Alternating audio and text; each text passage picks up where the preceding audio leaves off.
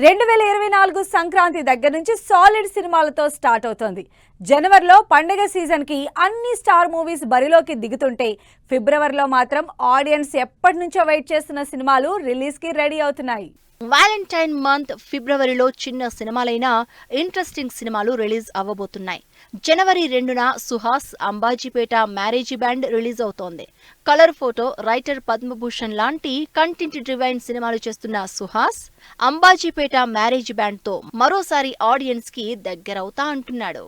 మరోవైపు అదే రోజు సందీప్ కిషన్ ఊరి పేరు భైరవకోన సినిమా కూడా రిలీజ్ అవుతోంది.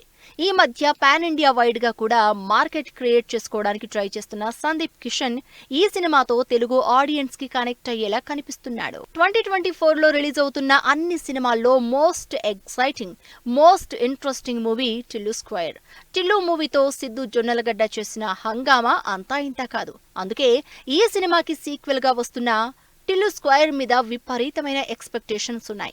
ఆ ఎక్స్పెక్టేషన్స్ రీచ్ అయ్యేలానే ఇప్పటి వరకు టీజర్లు, పాటలు ఉన్నాయి. ఈ అంచనాలతోనే ఫిబ్రవరి 9న రిలీజ్ అవ్వబోతోంది టిల్లు స్క్వేర్.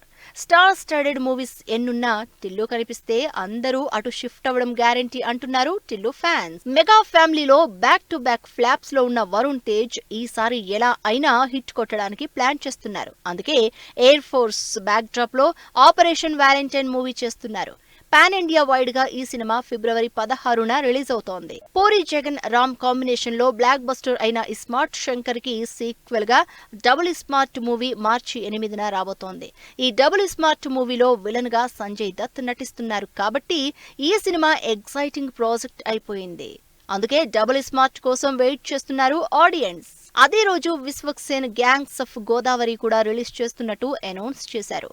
మాస్ కి కేర్ ఆఫ్ అడ్రస్ గా ఉన్న విశ్వక్ ఈసారి తన యాక్షన్ యాంగిల్ కూడా చూపించబోతున్నాడు గ్యాంగ్స్ ఆఫ్ గోదావరి సినిమాలో.